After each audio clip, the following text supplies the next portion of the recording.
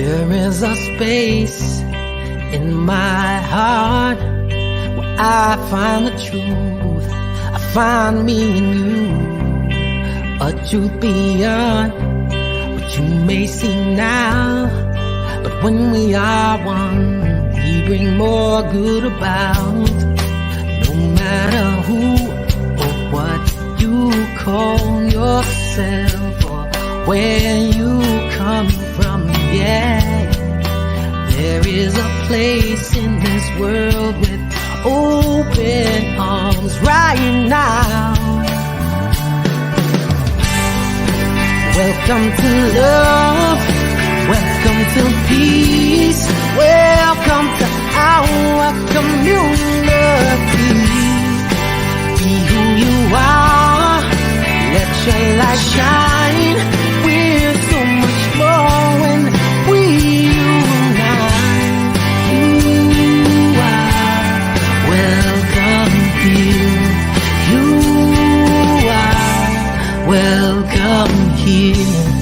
I see with new eyes, allow and unfold, embrace and let go, trust the flow. There's a freedom in love when you follow your heart. Together we are stronger than we could ever be apart. No matter who or what you call yourself or where you come from, yeah. There is a place in this world with open arms right now. Welcome to love, welcome to peace, welcome to our community. Be who you are, let your light shine. We're so much more when we unite. You are welcome here. You are welcome here. Breathe in and out, slowly feel all that's around you, all that you feel, all that you know. Let it go. Welcome to love, welcome to peace, welcome to our community. Be who you are, let your light shine. We're so much more when we unite, yeah, when we unite, oh, we unite, yeah, yeah, when we unite, yeah, yeah. You are welcome here. Love is welcome here. Peace is welcome here. You are welcome here.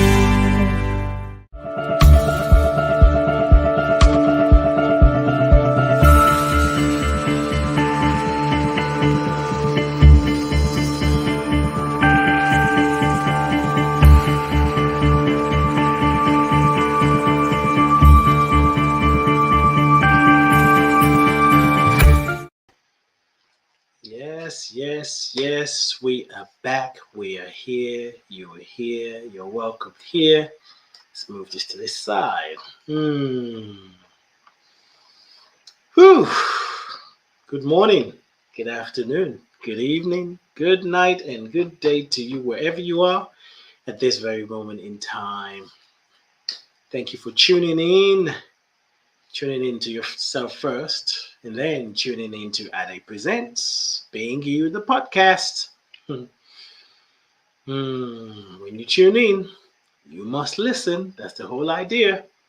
When you listen, you make yourself available for transformation. I am Ade, your transformational beingness artist. Thank you for being here. Thank you for saying yes. Thank you for showing up. This is another episode of Being You, episode 24. Today is July 5th, 2022. This is the journey back to yourself. Are you ready to return? Are you ready to call yourself back home? Are you ready to find your place in this big world? Are you ready to find your place in your relationship? Are you ready to find your place within your family? Are you ready to find your place in you? That's what Being You, the podcast, is about. It's a journey back to yourself. It's a journey home, home where your heart is. Learning how to make space for who you are. The good, the bad, the ugly, even I can't even talk about it because there's some parts, but we want to make room and space for all of it. And today's conversation is the pandemic of belonging. And as I've been thinking about that, it should really be called, the topic should be the pandemic of unbelonging, but they work together. But we'll say more about that. And all is well. We ground ourselves in this space, in this sacred moment, by reminding ourselves that we are present, we are here, and we are now. That's an affirmation. I am present. I am here. I am now. Are you present? If not, call yourself back home right now. And just say to yourself, I am present. I am here. I am now. Hey, Jackie. Nice to see you. I'm laughing at our conversation we had earlier. Ain't nothing different over here. That just popped in my head. Yeah, I'm talking to Jackie. Some of you will be like, what? Don't worry about it. I got listeners and friends and listeners, family members. Yeah, she's not a friend. She's a family member.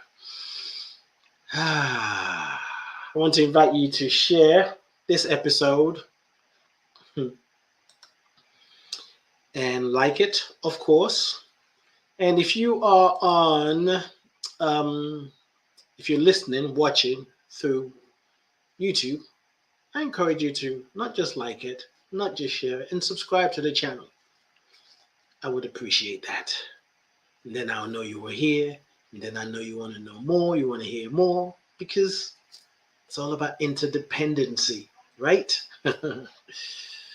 There's no dependency here. And even if you find your independence, you've got to know that you don't stand alone.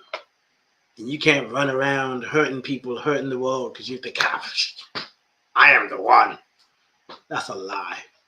Well, if you run around thinking you're the one and nobody else better than you and everybody else less than you, and you ruling everybody, ruling the world, guess what? Sooner or later, your behind will show like it is right now. Those who know, know. And those who don't, be thinking about it. I'm feeling in a chill mood. It's funny. Anyway, I won't go into that conversation, but I'm feeling sort of relaxed. No, I don't know if relax is the word. I feel like spirit is wanting me to just pull it down. We'll see. I'm not promising anything.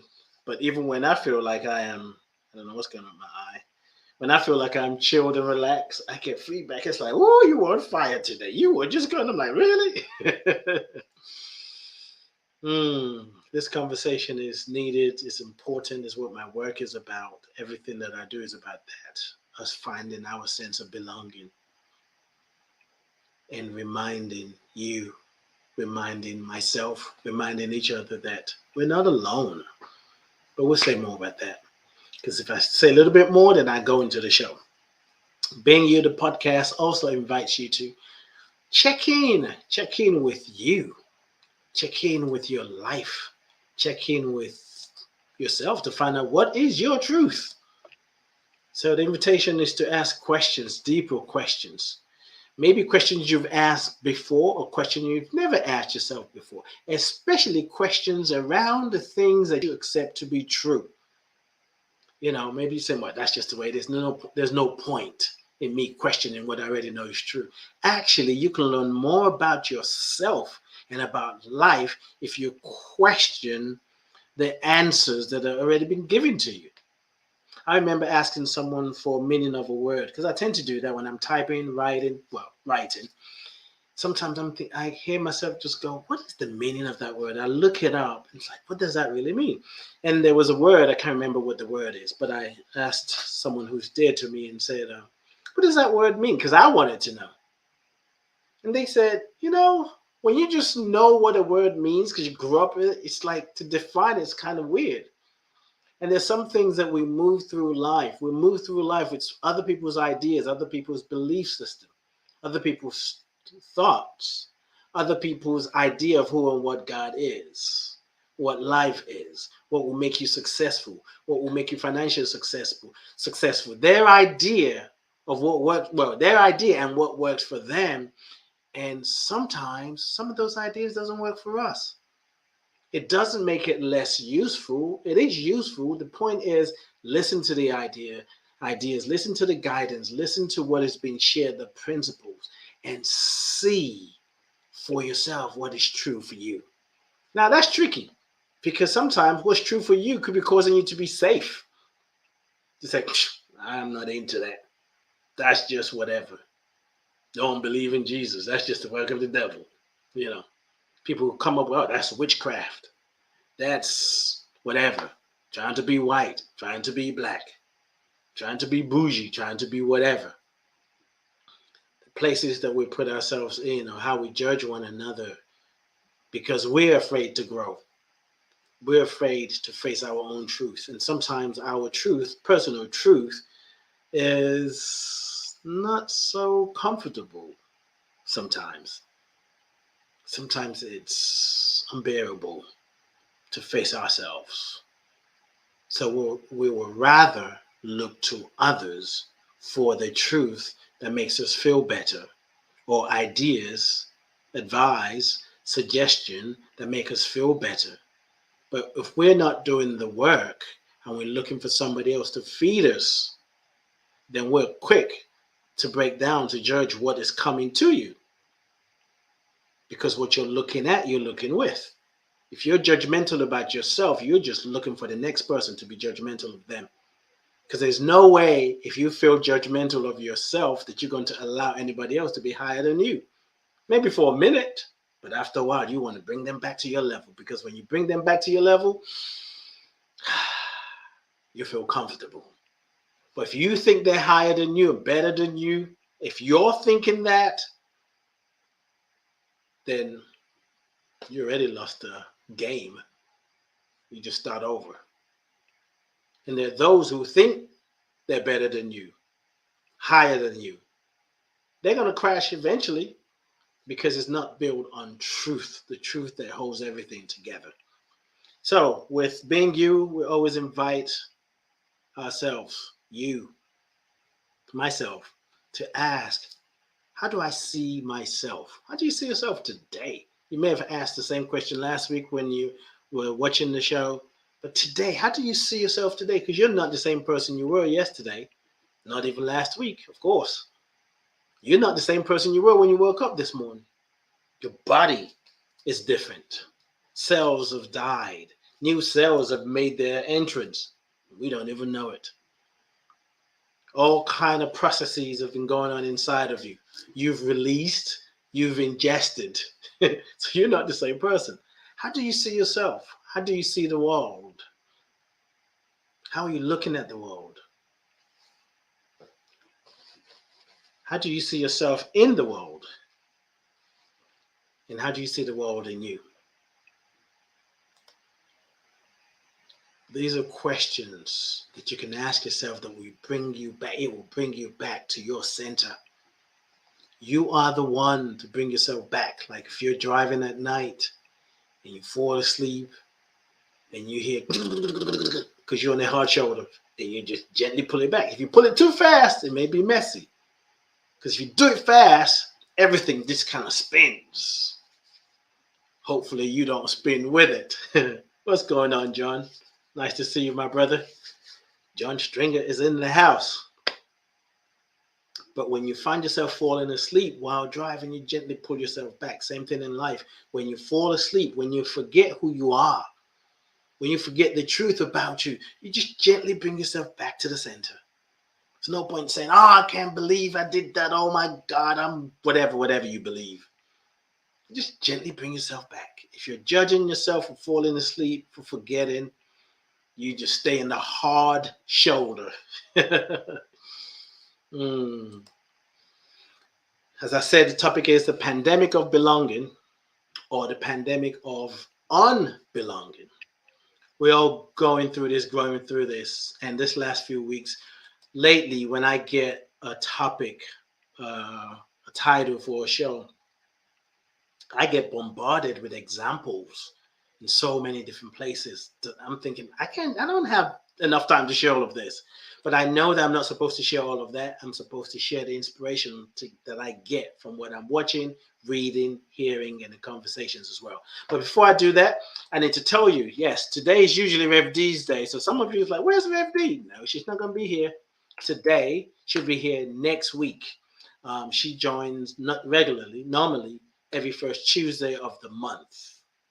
But she's not able to make it this week, but she'll be back. She'll be here next week. So rest assured, Rev D will be back. I also want to tell you to sign up if you haven't signed up yet for my event coming up, workshop, Representing Your Ancestors, where we use your name to tap into deeper knowledge, self-knowledge. With all this going on and growing on, right, growing on, okay. With all this going on in the world, what's going to keep you navigating it from a place of sanity is to really know who you are. It's not that you don't know who you are right now. I mean, there's always more to discover. There's always more to learn. Hey, Keisha, how are you doing? John, you said you can't see me, or you can? Oh, you came to see me. Oh, that's sweet. All right, hold on. Let me pose for you. No, I'm not doing that. Don't get me started, John. When John and I start talking, we'll just go all over the place. But anyway, let me bring myself back. Self-knowledge, self-understanding, self-awareness. When you understand yourself, you are able to walk through the fire and come out on the other end better. Now, you may be burnt a little bit, bruised, but you will have a better understanding. You may even use the fire to transform you. But when what you believe, what you know about yourself is based on what you are told, what you're told you should do, must do, and you're living your life based on other people's idea of you, you don't even need a fire to be consumed. And we're living in a time, when Eckhart Tolle came out with a book, A New Earth. Oh, it was exciting, A New Earth. Woo! We're all waiting for the new earth. Well, this is a new earth. It is new, and I trust that you are. And so the things that are coming up is just there for you to clean out, to release and let go. Let it go. And sometimes you may need to hold on to it for a little bit, to kind of just look at it, examine it. Why do I have a need to hold on to this? Why do I have a need to just be so invested in this belief system? Why do I have a need to be right all the time? Well, no, not me. Nah, I'm not trying to be right all the time. I just speak the truth. Well, what if what you call the truth is you trying to be right all the time? You don't have to have this conversation with anyone. Have it with yourself. Get honest with yourself. And as you do that, you learn more. So these workshops that I do gathering, next one is July 9th, which is this coming Saturday. It's using your name to tap into what is great about you. Deeper wisdom, wisdom of your ancestors, the wisdom of your soul. So your soul and your ancestors, they got a connection. So the experience, wisdom is knowledge experienced. So the experience that your ancestors gained before they left the body and not before they passed life on to you, that wisdom lives in you. It lives in you. So when you find yourself being discouraged, overwhelmed by a situation, by life, there is a wisdom in you that you don't even have to know what it is. You can just simply ask, I need help. Ancestors, help me. My soul, help me. My spirit, help me. God, help me. Holy Spirit, help me. Higher self, help me. It doesn't matter. Just ask. And with an open heart, something will happen. God needs is an open heart. Love needs an open heart. Representing your ancestors, you're here to represent your ancestors, to represent the wisdom that they passed on to you. So if you're free and available, and if not, go cancel your other scheduled appointment and join us, 2 p.m. Eastern. I need to give you the link, right? bit.ly/your ancestors 3. bit.ly your ancestors, and that's the number 3. Sign up. On the 23rd, I'm hosting another event representing our ancestors. And there's a 3-part to the representing our ancestors, but the one that I'm doing right now, because that's what I'm led to do, is the grief ritual. So there's the grief ritual part of the representing our ancestors, where we get to connect and access places in us, the sadness, the regret, the blame, the shame that sometimes we push down. And it's challenging. It's hard to be whole if you don't honor all of yourself. So there's a space that's created for you to allow that to come up. You're grieving for you. You're grieving for your family. You're grieving for the ancestors who couldn't grieve. They just stayed normal because they needed to stay alive. So the other part of representing our ancestors, real quick, I won't go too deep into that because I don't want to confuse you, is you get to tell a new story as you grieve the old, not just the fact that someone died, but the fact that maybe there's a dream you never accomplished. Maybe there's a job that you wanted you didn't get. Maybe your relationship ended. Maybe you had a child who died. Maybe you started writing a book that you haven't finished. There's some grieving around that, but trustfully, that will shift. Don't be putting my business out on the street and having me tell my own story. Who am I talking to? Never mind.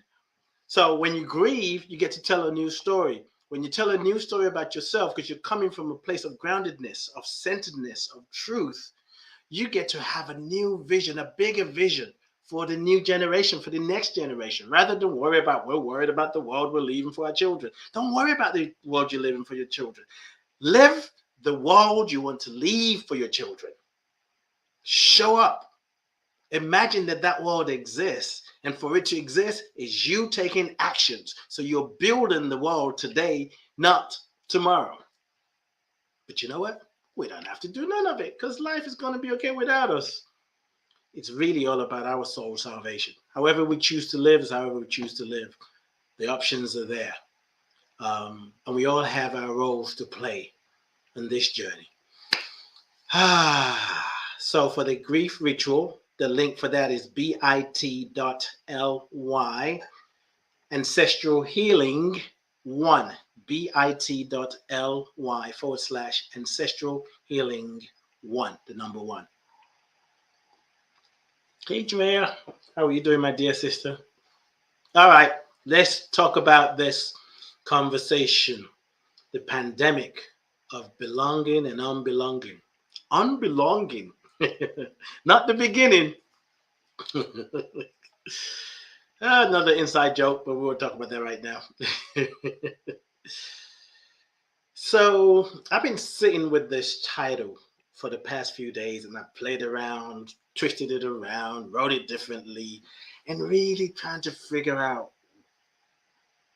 a way to make it make sense when people see it. But no, maybe not necessarily make sense. I want it to make sense, but however, I want it to have people going, what are you talking about? So I landed at the pandemic of belonging. And earlier today, I said, actually, I should have called it the pandemic of unbelonging. So what is unbelonging? It's when you feel like you don't belong. And the belonging is really, I'm speaking from when we feel like we're looking for tribe. Tribe now is a fancy word. Many years ago, it's like, oh, so you're African, so you have a tribe? What is that like? Now it's fancy to say, I'm looking for my tribe. Ooh, a little bit of something there. I release and let go. The truth is, Mother Africa is always the first. So, of course, when people finally catch on, they'll act like they came up with it, but we already know. So, the pandemic of belonging or unbelonging. Pandemic, what is a pandemic? It's it's a disease. Disease is prevalent all over the world, the country. It's an outbreak. It's a global thing. It's a global disease that affects everyone. Belonging is about affinity, places where you feel loved and accepted and welcome. Maybe in a situation, maybe in a family, in a community. Why am I calling it pandemic? Because this pandemic of unbelonging or belonging is something that is universal, it is global, it is everywhere. But it's not the kind of conversation you're going to hear on the major news channel or satellite channels. You hear it on shows like this. Those of us who understand that there is more to life than the prepared information they're giving us. And this whole thing about belonging, looking for where you belong, who do you belong to, who do you belong with? It's across the board. And we all have our stories. And I also want to say that my intention is that this conversation takes you to a place within yourself where you can access and receive the information you need to move forward, to understand your part, your role, this lifetime. So I'm going to tell you a little bit about my story. Some of you have heard it before, some of you have heard it many times. But I'm going to try and give it a short version because it matters.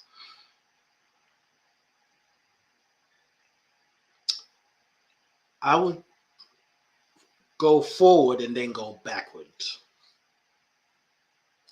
I remember when I was in Nigeria, I used to be mad at my parents. I never did tell them I was mad at them because I'm Nigerian. My parents are Nigerian. You don't do that. You get in trouble for thinking the thought that you're mad about your parents, mad at your parents.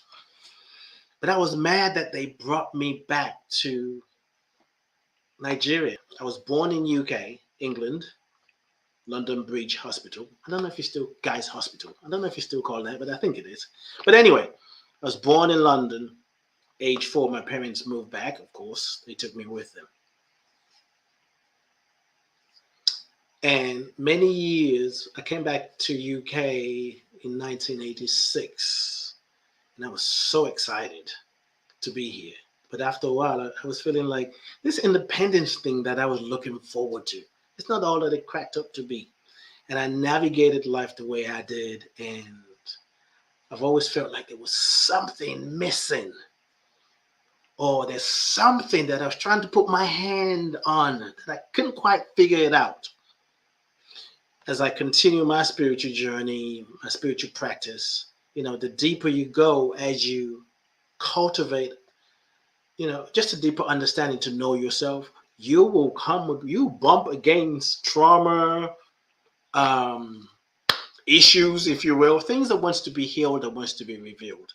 And what ended up happening, I was able to see the impact of my childhood. So I told you I was born in UK. My mother, when she was pregnant, her and dad were in Germany. 6 months later, they moved to UK. And I was born here. Now, I want you to think about this. Everything is energy. And the fluid that a baby grows up in, it matters what the mother was feeling, what the father was feeling, but especially the mother, because there's a close connection. So my mother and father, they were living in Germany for maybe about 3 to 4 years. They lived That's the first time my mom left Nigeria, as far as I know. My dad as well. There were times when it was cold. They haven't experienced that before. They were called the N word. They were looked at as a specimen. My dad tells stories about the things that people said to them while they were there. There's some people who say, "Do you eat human beings?" And when my dad tells a story, I'm like, "Oh my God, I'm like my father." And he would say, "Yeah, we do." And then he will spin their story back at them too. What is it? It said something about a pig or something. I don't know what. I can't remember what the story is. I'm going to ask him, and they will get upset. But in the conversation when it was at school, the professor would actually chastise the Germans for asking dumb questions. But anyway, they were asking stupid questions like that. So imagine being in a country where people see you like an animal. Not everyone. There were people who were loving and caring. My father lived with people and he didn't speak the language. He taught himself the language. My father speaks about 4 or 5 languages. That man is intelligent. He's smart. I can't even touch him. I'm struggling to learn Spanish, English, and Yoruba. That's it. But anyway, mom joined him. Mom was pregnant. Um, and they moved to UK. I know that the fact that I always tell people I was baked in Germany and birthed in UK. So birthed in UK. About 2 months later or so, they found a nanny. The nanny was in London. My parents lived in London. 2 weeks later, they came to visit. They found that the nanny was giving me alcohol. How did they find that out? My dad said he smelled it in my breath. So I've been drinking since I was a child. This is not alcohol.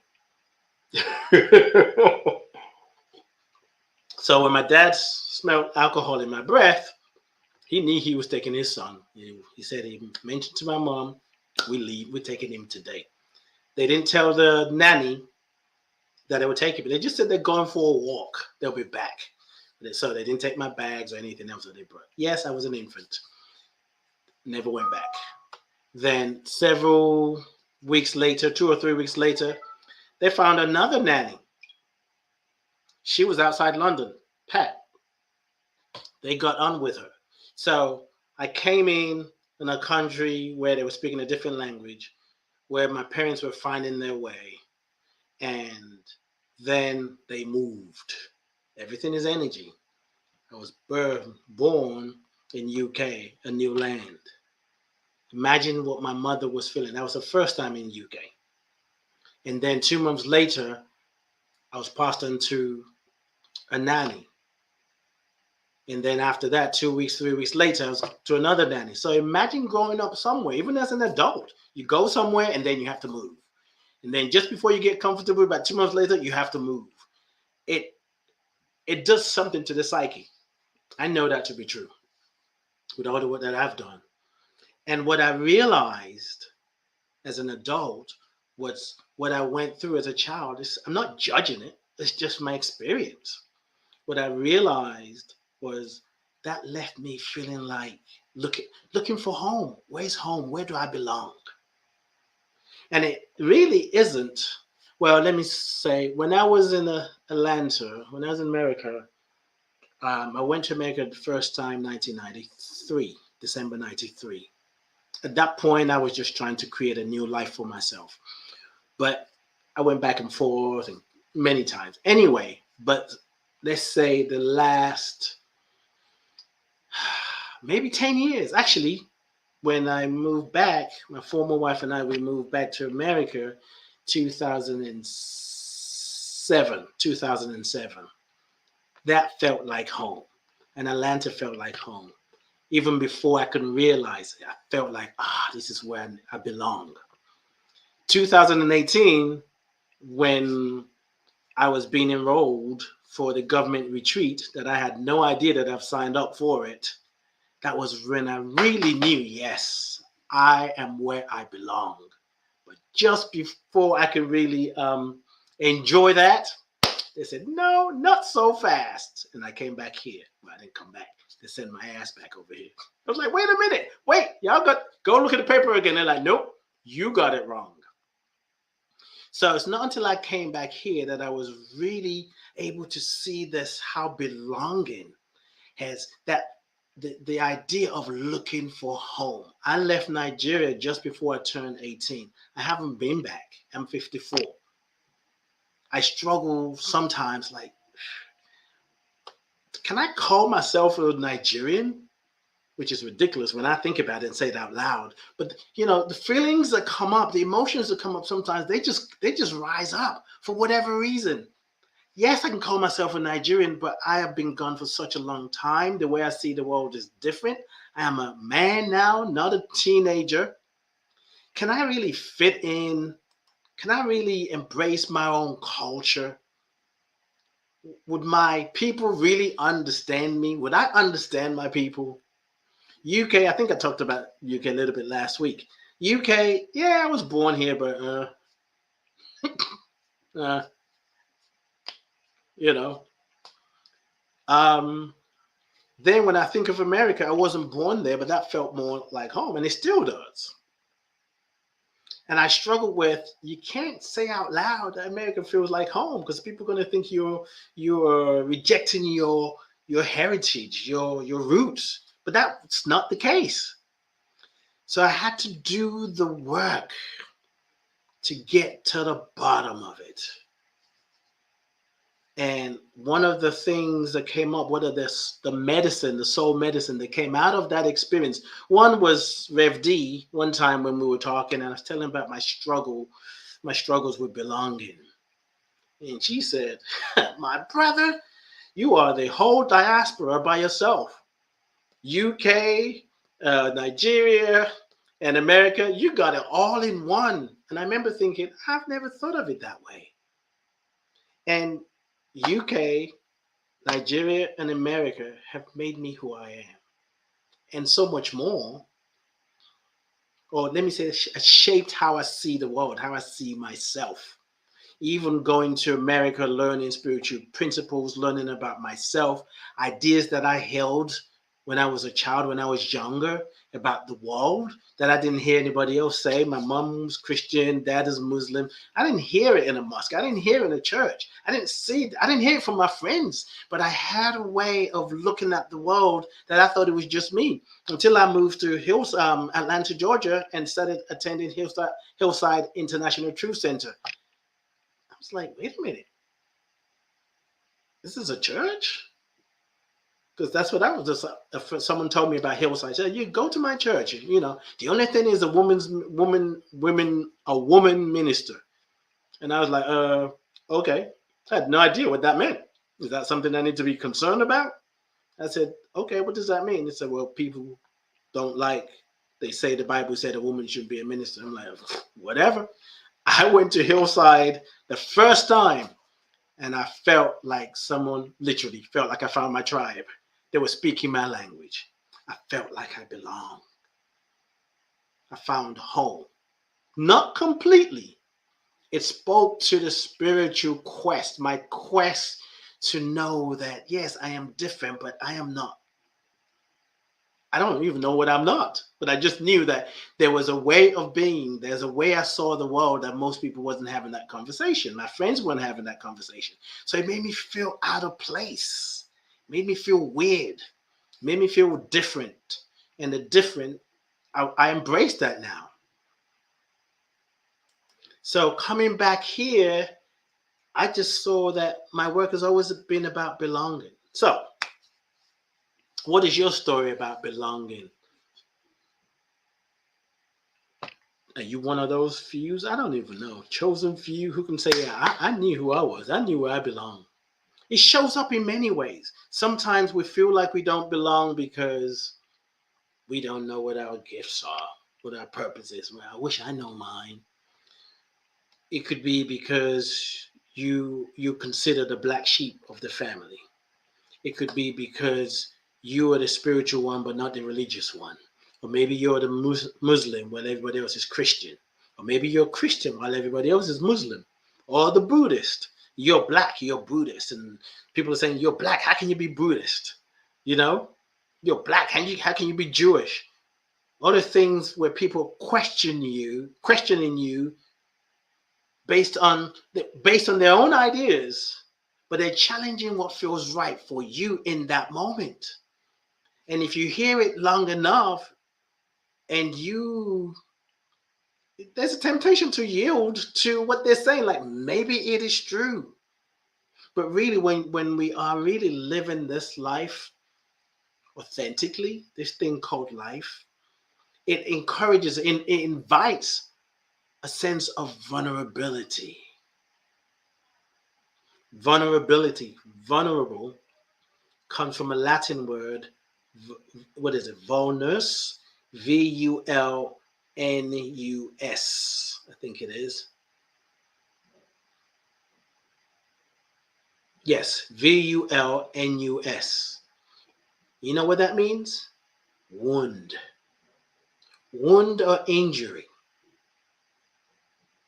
So you have vulnerability. You have the ability to heal your own injury. That's from a human perspective. From a spiritual perspective, your vulnerability is a place of power. It's that place where there is no mask. It's when you know nobody can harm you. That the essence of who you are can never be harmed. So when you're navigating life, going through life, sometimes we get afraid of feeling vulnerable because it feels like, oh my God, I don't know what I'm doing. Oh my God, I feel so weak. But it's about seeing yourself differently, asking yourself, how do I see myself? I was watching a comedian. Is it this weekend or sometime during the week? His name is Jimmy Yang. He's a Chinese who was born in Hong Kong and eventually moved to America at age 13. And he talked about how he learned to speak English through BET. And he shares his story about growing up in an Asian family and how his parents were and what they expected of him. And then I just found him fascinating. So, sometimes you're watching someone that you've never met before, and they inspire you so much, you go looking. So he did a talk at Google, and they were asking him questions about his life. And it was fascinating to hear him talk about his journey, his life experience, and how, in America, because he wasn't born there, he didn't feel like, just the way people treat him, didn't feel like a Chinese person. When he's back home in Hong Kong, he just blends. He's just literally a nobody. Nobody pays attention to him. And then he was born in Hong Kong, and his parents were born in another part, and they have different languages, and he can speak both. But when he speaks the people from that other country, so for example, because I can't remember, I think it's Mandarin. I can't remember. But anyway, so I'm going to use one that I do know. So when you think of English and Spanish, let's say you have parents, let's say you were born in America and your parents are Spanish. Because you were born in America, your parents, because they're Spanish, spoke to you in Spanish. So you can speak the language. And because you know the language, that accent bleeds through when you speak English. I'm using an analogy to tell his story. And people will make fun of him when he was speaking his parents' language because he has an accent, and vice versa. On the Google talk, when he visited Google and was doing this interview, the people that asked him questions, which was actually quite strange because he had everybody there, but the people that had a question for him, they were all Asians, which I don't know what the point was, but I'm sure there's one. And you can hear the questions that we're asking was about belonging. People, there's what they call ABC, which I've never heard before. American-born Christian. American-born Christian. That's a good one. American-born Chinese. And there's an American-born Chinese lady who has a child now and trying to figure out how to teach her daughter the culture and speaking to the child in their language.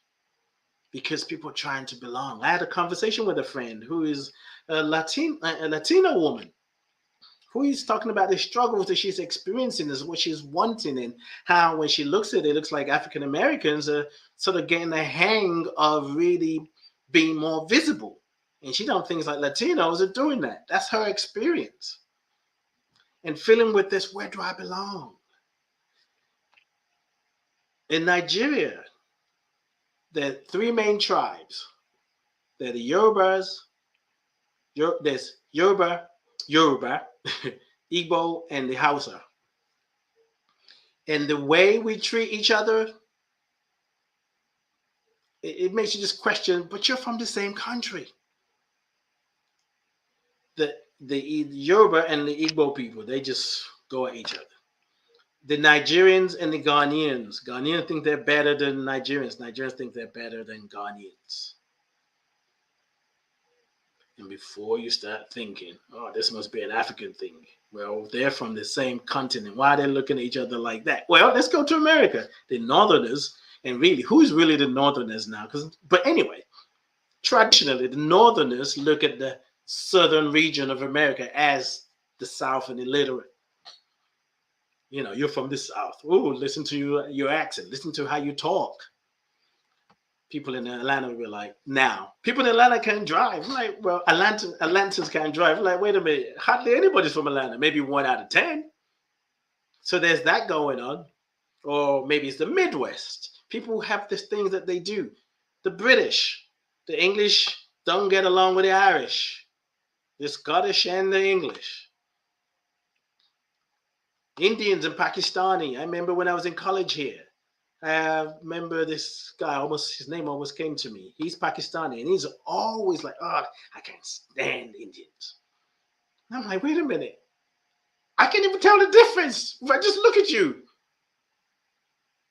The things that we do to each other as human beings, and we wonder why others can't accept us. And we ostracize others and make people feel less because we feel less. Dr. Akbar said, finding your belonging at Hillside. Such a beautiful story. You found your true identity as a spiritual being, and it revealed your tribe. Yes, that's exactly what happened. And it gets even better. Speaking about tribe. Now, this was not supposed to be about me, but like I said, I'm always open and I listen to the guidance. So the guidance, and based on what Dr. Akbar just shared, it's important to share this. Sometimes I don't want to be like my own story, but why not? Because the teacher that inspired me tell their own stories. They show how they use the truth, how they use wisdom to navigate the challenges of their life. Now, when I moved to UK in 1986, I don't even know why, but something happened in me when I didn't want people to know I was Nigerian, because I did not want to fit into the stereotype that white people had about Nigerians, the stereotype that people have, Westerners have about Nigerians. So I was trying to be different. I couldn't take it. I didn't have Nigerian friends, and I still don't have Nigerian friends. I have maybe one or two through my sisters and my brother, but I don't know if I actually have a friend, maybe somewhere. But it's relevant why I'm saying that. When I came back to UK, I was trying to blend in. But I tell you right now, if you really want to find your sense of belonging, you got to learn to stand out. It's not either or, it's in standing out that you get to fit in. Sometimes we think when we fit in, we lose ourselves, we lose our identity. We play small. All in the name of trying to belong. We lose our identity because we're trying to belong. And we're afraid that if I tell my truth, if I live my truth, would I still belong? Would people leave me? Would I still have the same friends? What are my family going to say about me? If I change my diet and become a vegan, what would my Nigerian parents say about me? I'm not vegan. I'm a vegan with option and a meat-eating vegetarian. But, you tell Nigerians, Yoruba people about being a vegan. Like, what? Man, you are crazy. Give me the meat. We love our meat. Give me the meat. But anyway, Whatever you choose to do, other people in your family would say, ugh. So anyway, all that the stereotypes that the Westerners had about whatever, all the stereotypes, not like I knew all of them, but I did not want to be seen as that, which as I dig deep to see what that was about is the fear of being judged because I wasn't feeling enough. I didn't feel like I was enough. So I was trying to prop myself up. So I was like trying to do everything to make me blend in. And growing up in Nigeria, the Ifa tradition to us was taught to us, and those of us living in a city, that Ifa tradition is evil. What we watch on TV was talking about the evilness. We may have watched some shows and drama or heard some things that were affirming about the Ifa tradition, but what I remember is, oh my God, it's evil. Don't mess with it. Nobody wants to talk about it, even though everybody, generally speaking, everybody's all into it. And wherever people have power, there's a tendency to misuse it. So yes, there are people who misuse the power. Anyway, you see why I'm telling you this story. It's not until I got to America that I started to reclaim the spirituality of my forefathers, of my grandfathers, of my grandmothers. When I got to Hillside, I literally found my tribe. Dr. Akbar, I found my tribe. I felt like, whew, I know I'm in this country now because I went through life up until then, like in my 20s, early 20s, feeling like something was missing, like there was something wrong with me. That I didn't know what I was looking for. I thought I could attain some kind of success and I will feel better. And I think it was the second time I attended Hillside, Iyanla Van Zandt was there. And I heard Iyanla Van Zandt, and she's doing her talk, and she said, I'm a Yoruba priestess. I'm like, okay, whatever that means. And then she was saying, Adupwe, Adupwe. I had no idea what she was talking about. And she came to Hillside quite regularly. And then one day she said, Adupwe. I was like, Adupwe. And then it just hit me. Oh, Adupwe, which is we give thanks. I give thanks. I'm like, she's a Yoruba priestess. I thought she's American.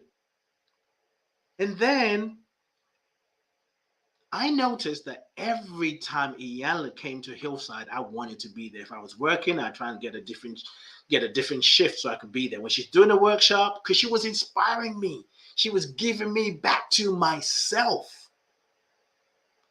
And she would talk about, being a Yoruba priestess. I went to a metaphysical bookstore, Phoenix and Dragon on Roswell Road. I walked in, I bought a book. I can't remember what the book was. And the white woman there was like, oh, where are you from? I said, I'm from Nigeria. I was born in the UK. Oh, you're Nigerian. Oh, I'm practicing Ifa. And I'm like, stop it. We're not having that conversation. I don't even know how you are practicing Ifa, a white woman.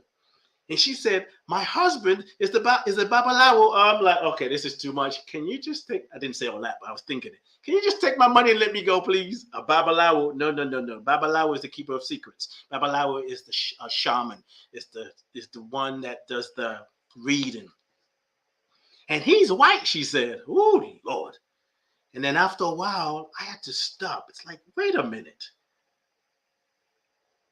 I hear Iyanla Van Zandt saying I'm a Yoruba priestess. And I look forward to her coming to Hillside International Truth Center, for those who want to Google it. And now here's this white woman telling me she's practicing Ifa, and her white husband is a babalawo. And this is something that I'm pushing away that I don't want to talk about. There must be something about this. There must be something about my culture, my tradition that I need to pay attention to.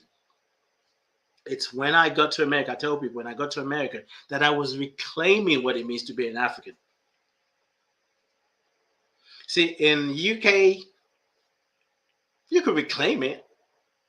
My experience is easy to not trip too much about it. In America gives you a reason to find your roots. Because that whole thing about white supremacy and everybody blending, giving up your identity to become an American. In this country, even though there's racism, it's different. You don't even know it's happening sometimes. You're like, I don't know. Maybe. In America, they tell you.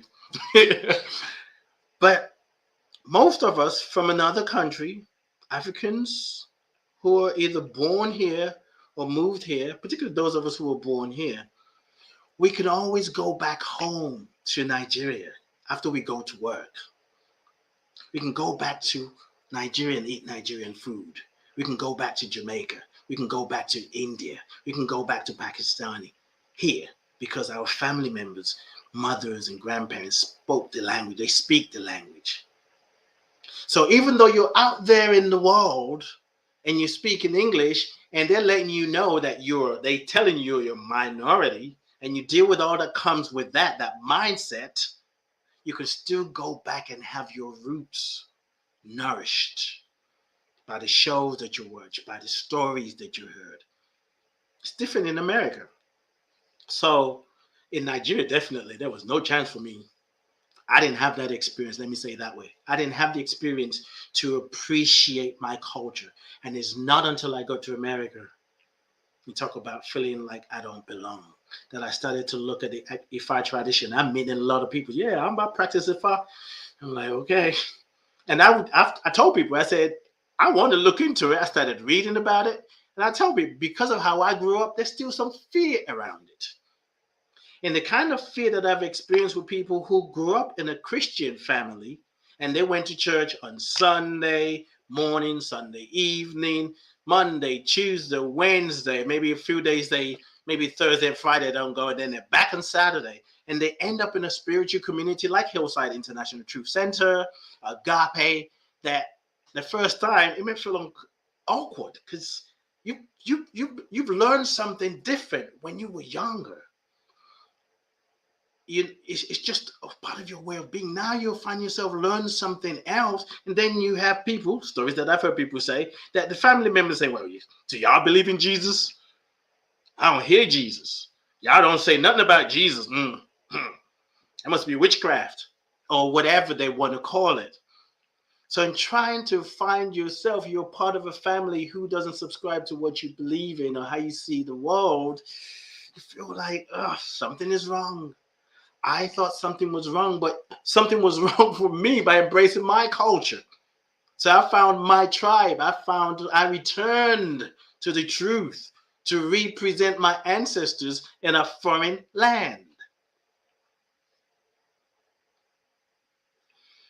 It's different for everyone, of course. And this thing about belonging, I don't think there is necessarily a cure for it.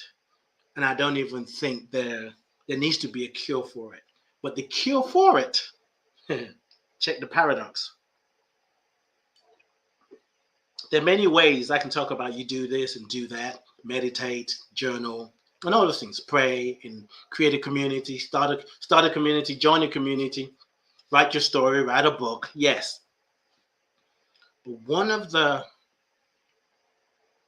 most effective ways to heal that sense of unbelonging is to learn to sit with it. To learn to sit with that emptiness.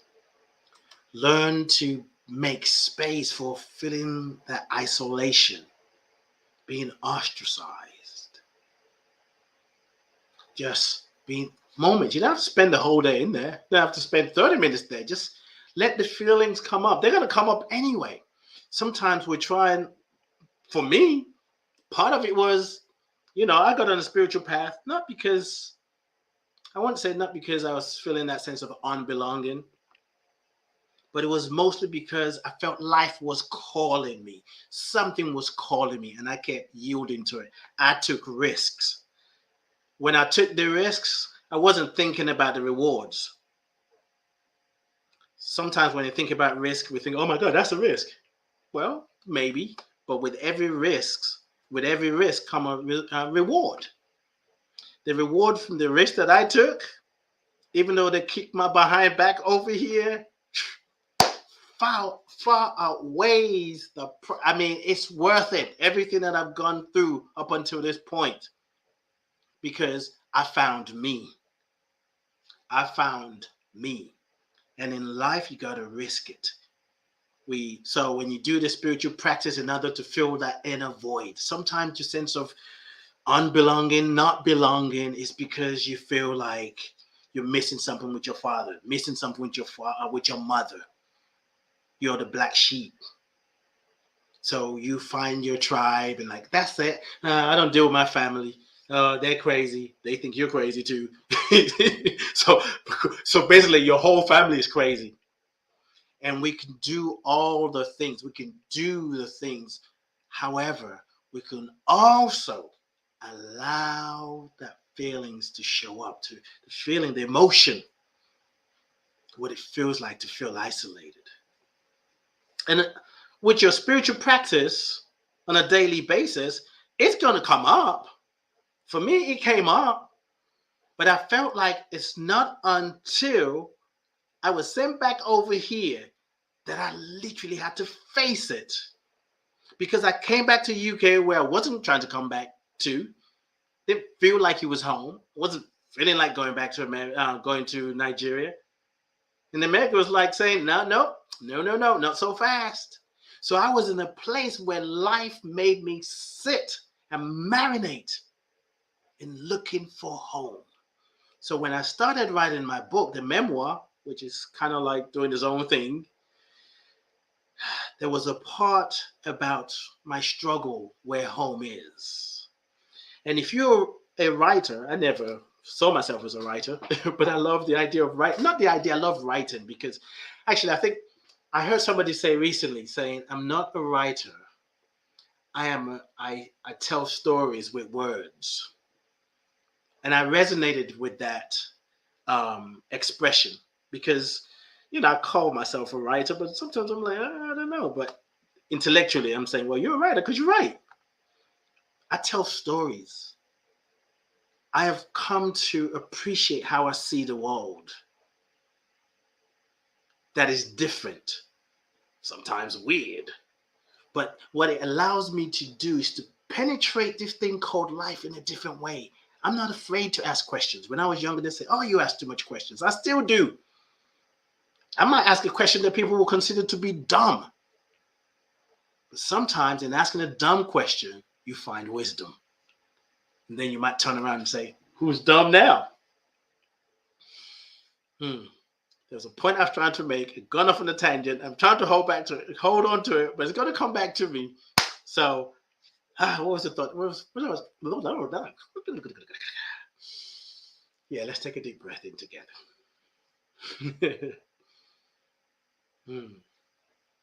I'll go back to, I feel like I want to go back to what I'm saying, but it's gone blank.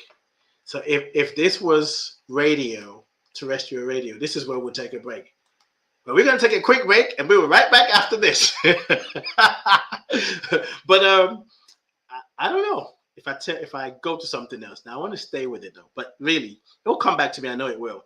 So this thing about belonging, it shows up for people differently. It shows up for people who we think they have everything. It's a spiritual thing.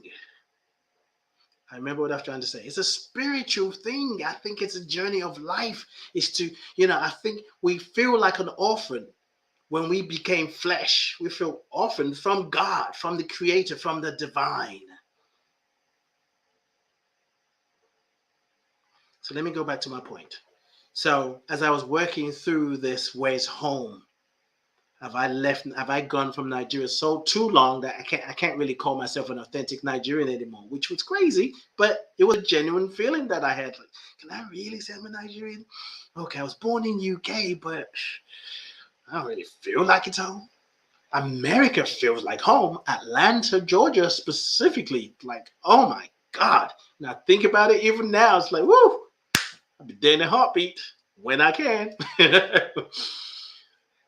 But I was writing my story, typing it. I think, did I share that before? I don't know. I felt like I've said this before. Deja vu.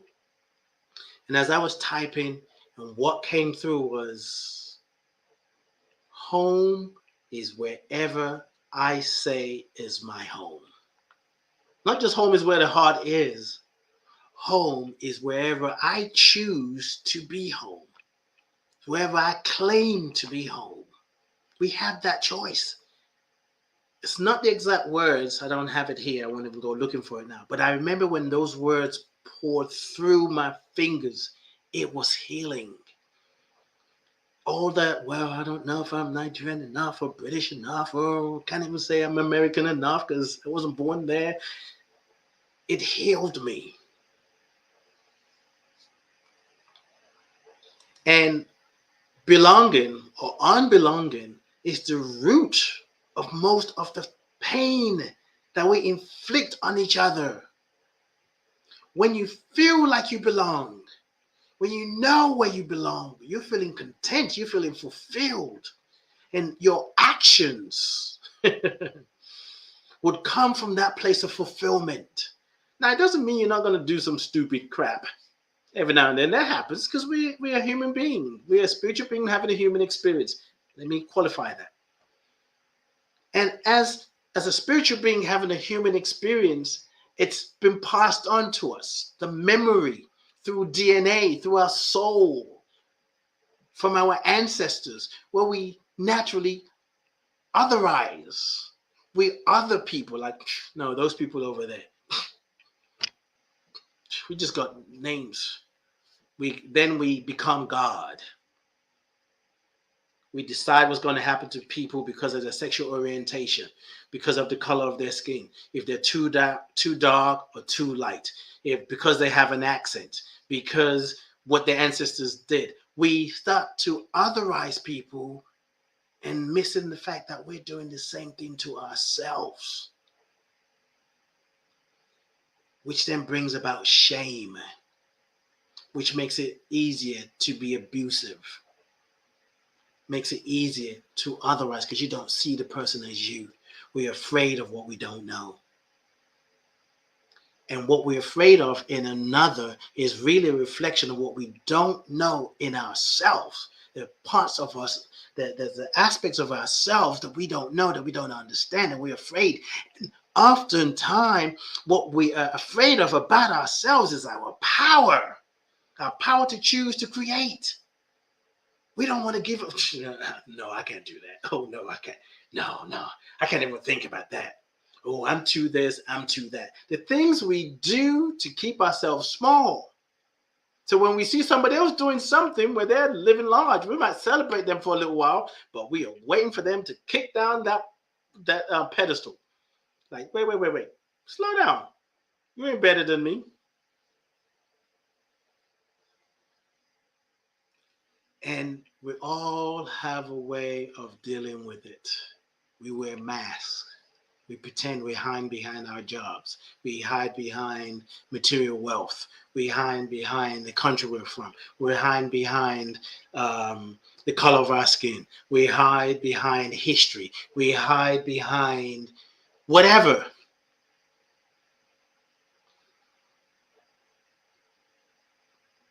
This is strong, and I'm going to say it. Whew. I feel like it's too strong and I want to water it down, but I won't. You will not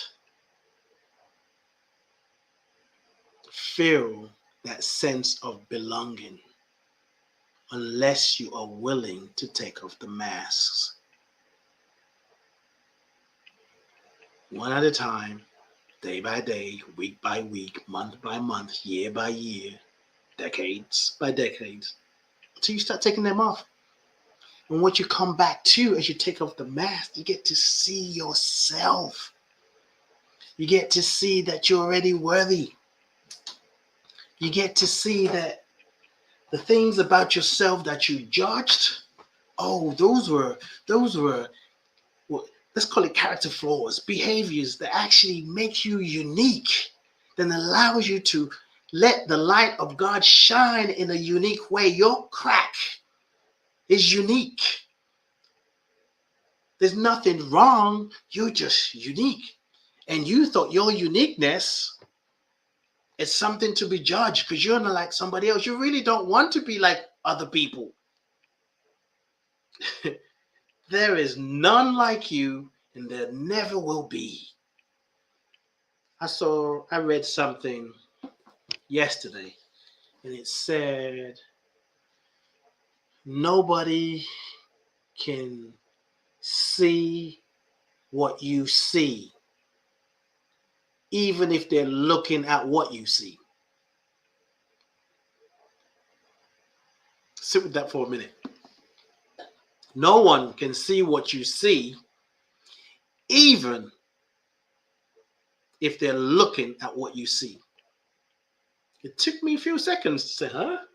Because the way I see, the way you see is different. We could be looking at the same thing, but our interpretation of what we're seeing is going to be different because we've had different experiences, different learning, different cultures, different languages. I often tell people when I'm in a group where they're saying, well, the problem with black people is we're never going to stick together. I'm like, stop it. Just stop. Just stop. Just because we have the same color of skin, brown, not even black, but you understand. Just by default, we're supposed to just do things together. First of all, you're talking about groups of people, brown-skinned people, from different parts of the world. They speak different languages. They have different cultures. They have different ways of being. Like what may be acceptable in South Africa may not be acceptable in Gambia. What is acceptable in Gambia may not be acceptable in St. Lucia. But because we have the same skin color, you suddenly want us to understand each other. No, it doesn't happen like that. We have to sit and talk and understand and then decide if we want to work together. Some people who were saying black people are this, blah, blah, blah, you never work with black people, they can't even work with their family members. But somehow they want to work with somebody who is from Uganda because the person is black. Sometimes we've got to question our own belief system. We've got to question things that we hold to be true. Dr. Akbar said, I love Dr. Akbar's conversations and questions and contribution because it takes me deep. And I love it. I have anyway. Do we sometimes try to belong to the superficial aspects of the tribe or group rather than the essence of tribe, which goes back to ancestral and spiritual connection? Tribalism is conflict-based on superficialities. I just say that slowly. Absolutely. Absolutely. I like the rhetorical question. And thank you, because I wanted to say something about that. There are times, oh, here's a good one. It's a common one. Ooh, thank you, God. There are people who don't feel like they belong. They don't feel like they're enough. They don't feel like they're worthy. But because they're white, they feel like they're supposed to belong. A white American. And it's in the soul, it's in the DNA. It was passed on. So they believe, as a white person, I'm supposed to have a good life. And that theme could go across the board. If you believe that you're supposed to have a good life, but somehow it's not happening, you're going to start looking for what the problem is. But oftentimes we're conditioned to look outside of ourselves. So when you feel like, as a white person, I'm specifically using this because it's important, that's supposed to enjoy the goodness of life, but you don't understand why. And then someone, a small group of people, based on their own mindset, thoughtfully, if you remember last week's show, came up with the idea, well, the reason you feel what you feel is because of those brown people. The black and brown people are taking your job. They're doing this. They're causing you pain. You have to be afraid of them. So suddenly you're like, oh, now I know what it is. And they keep pumping that lie, So of course, when you get someone saying, make America great again, you're like, oh, yes, because America means white to them. I want to be great. So they join MAGA, do stupid crap, all in the name of belonging. Now they feel they're about something. For those of you that are following the January 9th, January 6th insurrection in America, I've watched a couple of, well, not a couple, few minutes, or maybe more than about a whole hour really. But when I saw it on YouTube, there were a group of men, grown men, fathers, brothers, uncles, probably maybe they probably work for, maybe they like managers of companies, maybe CEOs, and they were saying that they went to the Capitol to do what they did because he told us to. Because Trump told us to. Grown men, grown ass men listening to Trump. That's what they said. But how often? That's not a unique thing. Sometimes we do things in order to fit in. And when we do things that's superficial, we join this group in order to make up, we realize we're still empty and we stay angry and we keep looking for the issue outside. Yes, tribalism. It's like, I found my tribe. There are people who are on a spiritual path and saying, I am, I'm not religious, but I'm spiritual. Yeah, I just found that, I just want to be more love based. It's all about a heart, like-minded thing to me. I think we need more love. And then when they talk about their family members, all my family are Christians. They believe in the devil, and I can't talk to them. They just so angry. It's like, well, how are you using this love thing that you're finding out about to help, to assist, to change, to heal the situation? Being spiritual, it just means you chose a different path to get to the same place. You've heard me say Christians will talk about the devil and spiritual people will talk about the ego. Same thing.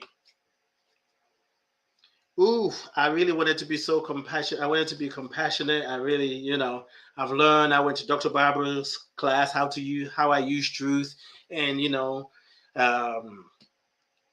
what's her name? The author of the book. It's gone out my head. But anyway, I read in there the importance of, recognizing to not let my ego get the best of me. But when I was talking to my husband the other day, oh, my ego got the best of me, and we didn't talk for 2 days. It's really, the ego. I'm trying to kill my ego. I'm trying to get rid of my ego. I think when Dad talk about, not doing the ego thing. Christians. Oh my God, I was at the grocery store, and there was this young man. He was just running his mouth, and Lord, the devil was testing me. If it wasn't for the fact that I was a Christian, the devil was going to have his way. Same thing. We always want to blame something else for our own crap or other people while we're doing the same thing. The healing is being willing to be vulnerable, to attend to our own wound. What is the wound? What is the injury? Mine was feeling like I was uprooted when I was a child.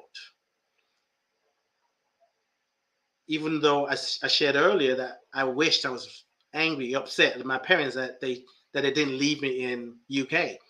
I don't know what would have happened if they left me with a white woman in Hastings outside of London while they're in Nigeria. I don't think that would have turned out right. But maybe, I don't know. But clearly it's not in the books. What was meant to happen was me go back to Nigeria. And I am so grateful for the lessons and growing up in a place where most people, almost everybody looked like me. People I saw on a daily basis looked like me. The culture, the tradition, even the things that I was taught incorrectly. However, the fact that I felt like I was uprooted, I still needed to heal that. And we got to be willing to be vulnerable, to go to that wound and trust that we have the responsibility. We can respond to the wounding. We can make space for it. It's sometimes scary. You don't need to do it alone. There are many ways to do it. I want to read something out of The Sacred Yes, Rev D's book, Reverend Deborah L. Johnson. And this is Daring chapter, Daring to be Authentic. It's page 147, I think it is. The Sacred Yes, Letters from the Infinite. So there's a chapter on authenticity, which is just so powerful. And then there's one called Daring to be Authentic. Yeah, page 147.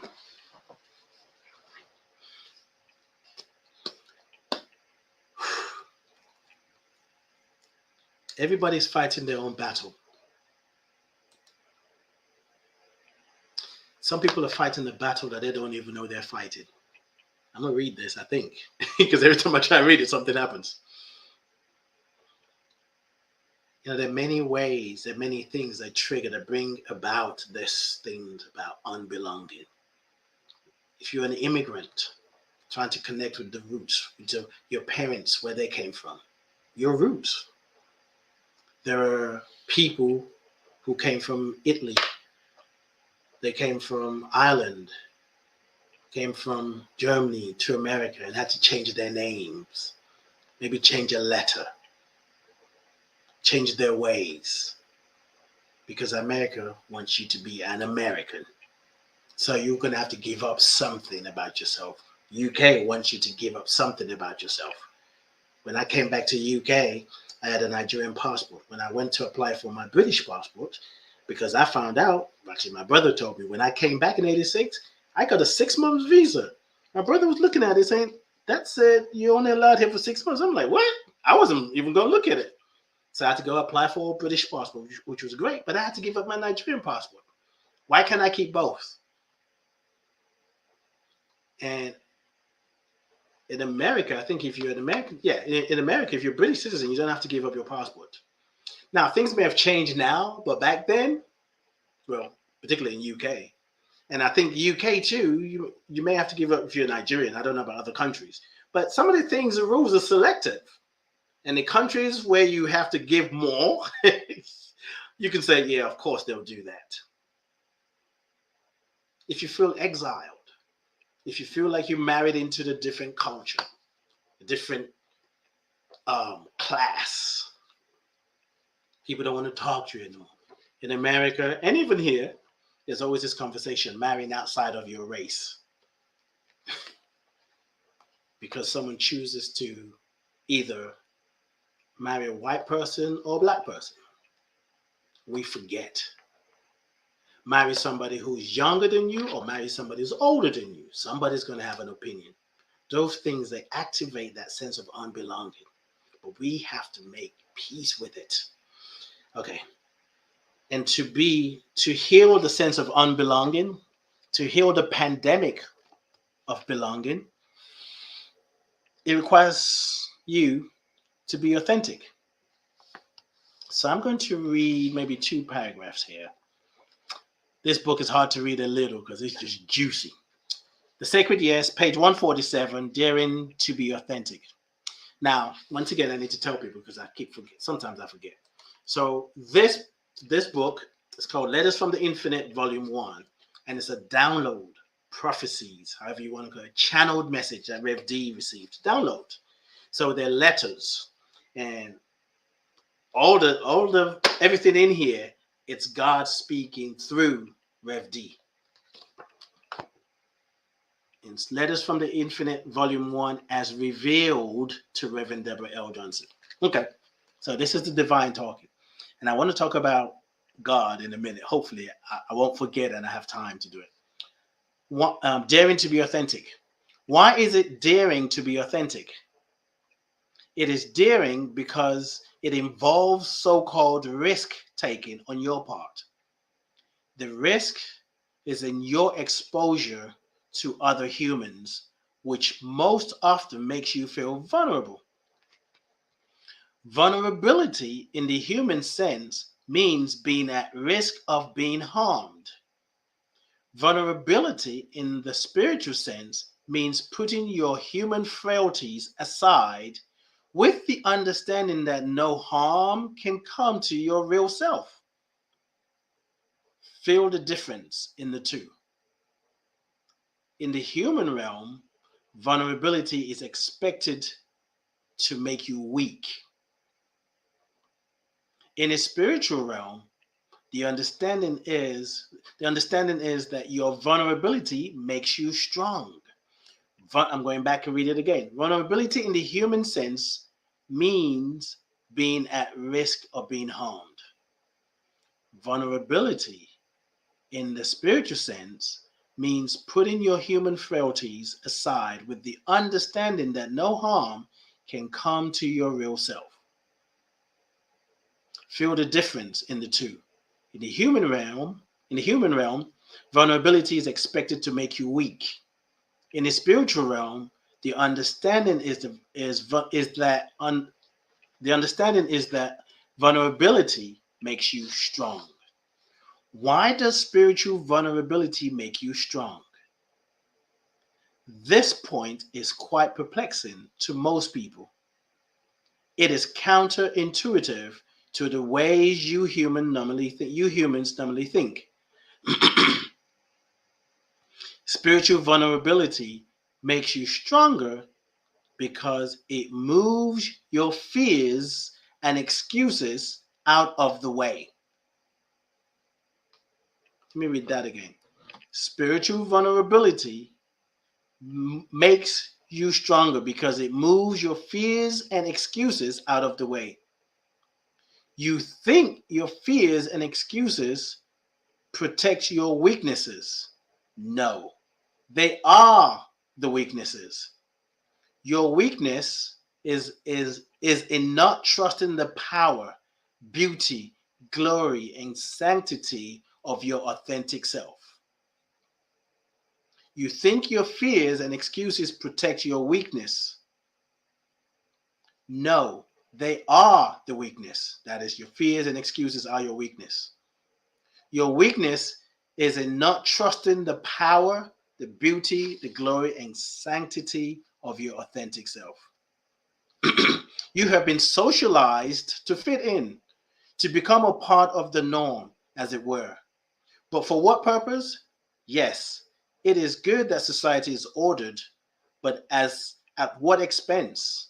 Is the order the means to an end or the end itself? And let's read one more thing. Okay. I'm going to go to page 148. Your authenticity is the place where you feel my presence. Your authenticity is the place where you hear my voice, feel my presence, move in my spirit. It is the place where you experience genuineness. You may say that you have no idea what this feels like. You humans often say this when you are challenged to live in a more spiritual manner. You play ignorant as if you do not know what to do.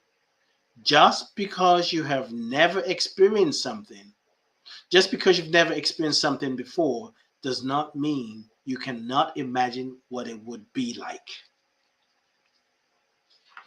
Spiritual vulnerability. In the spiritual realm, the understanding is that vulnerability makes you strong. That's from the Sacred Yes. So the healing for this sense, when we long to belong, is giving ourselves permission to surrender to being vulnerable, to surrender to God, the divine, to surrender to the not know, to surrender to not knowing, to surrender to a new way of being. Because when you surrender and you get still enough, you make space in your mind, in your heart, in your consciousness to hear the music in the background. And suddenly, if you sit still long enough and you allow yourself to quiet down long enough, you may start to get in touch with some beliefs, some stories that you've been avoiding. And when they come up, they might come out in the form of tears. And you say, I don't know why I'm crying. You don't have to know why you're crying. The tears know why you're crying. Let it be. Let it be. Another thing that I would definitely say in healing the sense of unbelonging and, is we got to really, for ourselves, really change our understanding of what God is. And if it's not changed, go back and ask yourself, who and what is God to you? Who and what is God to you? What does God mean? Sometimes I try to move away from saying God. I say the divine, the great I am. I love the great I am. The great I am feels so good. And sometimes, especially since I'm writing daily thoughts for September, I'm having to really examine if I want to use the great I am or God. But what I do, Dr. Akbar, when I write God, and I use that word, I sometimes use it to challenge our beliefs about God. Because some of the beliefs that we have about God was passed down to us out of fear. It was not the truth. It was people trying to control, they want to dominate a group of people. So we end up with a conditional God. Believing in a conditional God, we end up placing conditions on God because we believe in a conditional God. The God that requires you to do one thing and then him will do something back. So you end up having this transactional relationship. Like, oh my God, I mess up. Ooh, God's gonna get, that's an X. Believing in a conditional God, you place conditions on God. When we place conditions on God, we place conditions on love. When we place conditions on love, we place conditions on how we love. I'm only going to love if I'm not going to love you because we're placing conditions on how we love, we place conditions on how we live. Like, well, I'm not meditating. I don't meditate on a daily basis. I don't journal. I don't have read these books. I'm not reading the Bible. I'm not reading the Course in Miracles. I haven't done enough work to understand myself. I keep saying I want to go to a day's workshop, but I've never made it. I don't think I'm worthy enough yet. I don't think I've learned it yet. We place conditions on ourselves, and you didn't even birth yourself. You didn't even create yourself. How the hell can you put conditions on yourself? You don't even know the conditions that brought you here. You have nothing to do with it. Really? And when you place conditions on love, and you place conditions, because you place conditions on love, you place conditions on how you love and how you live, guess what? You're going to place conditions on others and how they love. What you think they should do, who they should love, why who they're loving is not who they should be loving. You can barely find your tribe or know who you belong to, but you want to tell somebody else what they need to do. You're struggling with understanding who you are. You're like, God doesn't want that. What? The infinite? You know what the infinite divine mind doesn't want or need? Why are you confused about your life? We are all an individual expression of the Most High. All an individual expression of the Most High. For those of us who believe that God is all there is nothing else but God. God is the only thing happening. God is all powerful, everywhere evenly present, all knowing. That means everything that we are experiencing is an expression of the divine, of God, of the great I am. Now, some of the things that happens gives us an opportunity to see that should never happen again. Because if you're willing to see, you recognize just because I can doesn't mean I should. There's so many things we can do. It doesn't mean we should do it. You can take a matchstick and set a house on fire, but just because you can do it doesn't mean you should do it. I mean, that's a drastic example, but let's tell the truth. Why wouldn't you do it? Because it doesn't make sense. It costs too much. There's some people who, for whatever reason, there's a fuse missing. They've forgotten who they are. They're in a conditional relationship with God. So in their mind, if I do this, God is going to be pleased. And if God is pleased, then I'm one of his. The fact that you think you are the only one of God itself is problematic. But everybody get to have their own experience. So many things are going on. People say in the name of God. If God was human, God would be like, I don't know you. You're confused. Because I am not that. But then there's I am all there is. I am all that is. Everything is an expression of consciousness. So give yourself permission to cultivate a new relationship with God, with the divine, an unconditional relationship. God is unconditional. Love is unconditional. So you can love unconditionally, and you allow yourself to live unconditionally and allow other people to live their life unconditionally. Now, it seems scary, like, oh my God, so does that mean everybody gets to do whatever they want to do? Well, guess what? People are already doing whatever the flip they want to do anyway. You see some of these leaders, some fools doing stuff they want to do because they've forgotten. But when you hold a high watch, when you allow the divine to express through you, your presence helps them remember who they are. They may not admit it right in front of you, but when they go back home with their wives or husbands or whatever, family members, or they're lying down in bed and they're about to go to sleep, that stage where they're half awake and half asleep, that truth that you reflected will speak to them. You may never see the evidence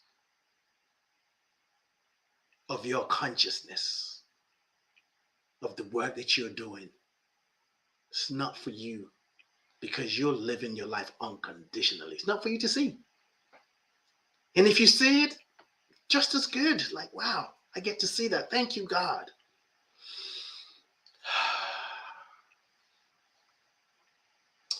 Yes, Dr. Akbar, I'm writing for the month of September. I'm finishing it up by tomorrow and sending it off to the editor.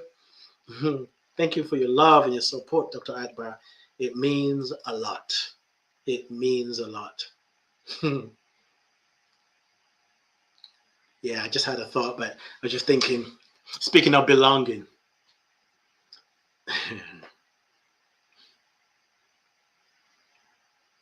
Okay. For me, Dr. Akbar, you represent my father. Everybody has their stuff with their father, with their mother, with their parents, right? It's how I see my relationship with my father. When we have a great relationship, there's deep love there. But there's some things, actually. There was a conversation I was having yesterday, and the conversation was about, my father not really seeing me, seeing some of the things that I do, or me feeling like he doesn't really understand. But then when he's talking to other people, it sounds like he really understands what I do. He's rooting for my book. He was rooting for it when I was in the middle of writing the book, and now I've stopped. It's just like, every now and then he would ask about the book, but I'm still carrying the story. That, it's like the conversation yesterday, one of the things that came up was, it's like there's a part of me that's waiting for him to say, son, I'm proud of you. Maybe that's true, but maybe that's just the spiritual class, the spiritual gym class that I've enrolled in, to hold that story so I can set myself free. However, your contribution, your support to my podcast, it's like you're representing my father, Dr. Akbar, and I thank you for that. I thank you for that. I appreciate you. Thank you. Ladies and gentlemen, it's time to release the show. What else do I need to tell you? Ricky Byers and I tomorrow, 9 p.m. Pacific. No. Wait a minute. Let's go here. Let's do this first. For those of you who were lifted up and would like to give a donation, PayPal, Venmo, and Cash App. It's right there. PayPal.me/Ade Anifowoshe. For Cash App, it's the # Life Coach Ade, and Venmo is Ade Anifowoshe. Ricky, tomorrow, 6 p.m. Pacific, 9 p.m. Eastern, and 2 a.m. UK time. Join us, youtube.com/Ricky Byers. On Monday, you can join me with some other friends, Cecile Armstrong and Christine Gautreau, Playing with Possibilities. The podcast with Ricky is called Soul Fulfilling. You can catch it on a replay. It's archived. We always have a sacred good time with Ricky. And with Cecile and Christine, well, the podcast is called Playing with Possibilities. That's every Monday, 11:45 Eastern, and that's 4:45 UK time. We talk about social justice, self-care, and really listening to the vision, allowing a vision to pull us and say yes to the vision for our lives. If you want to find out more about that, go to youtube.com, Cecile Armstrong. Cecile is SACIL. I know, spelled differently. Don't get words spelling it wrong. No, I'm not. SACIL Armstrong. youtube.com, Cecile Armstrong. And Libsyn.com. Check it out, libsyn.com. You get a month free, and you can get longer. Depends on when you sign up. Don't sign up on the 1st. And if you sign up with them for a podcast hosting site, if you sign up, make sure you use the promo code ADE, ADE. If you don't use that, you get nothing.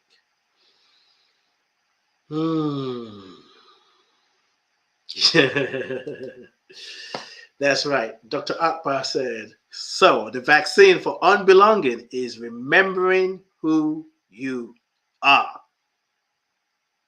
You remember that you're separated and you're connected. Yes, that's the vaccine. I love that. Oh, thank you for what you did there, because we got the pandemic of unbelonging, right? And once the vaccine, you remember who you are. Oh, thank you. Oh, that was sweet.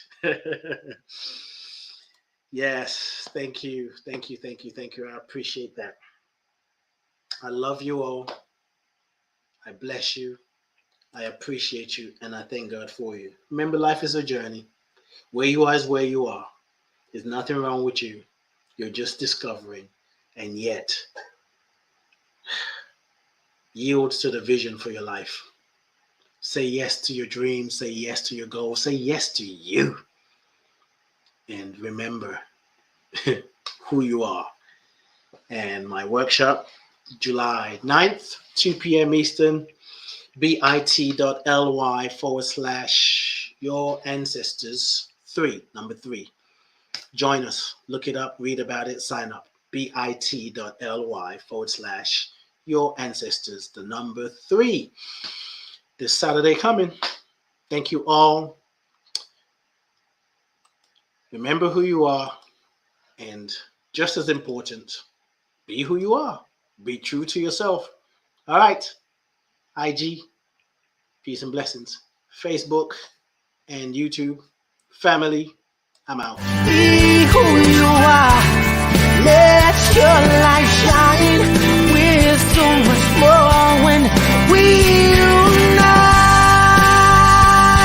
Yeah, when we unite. Oh, we unite. Yeah, when we unite. Yeah.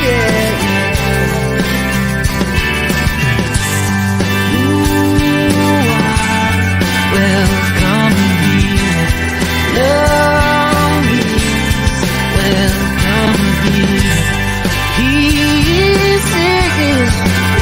come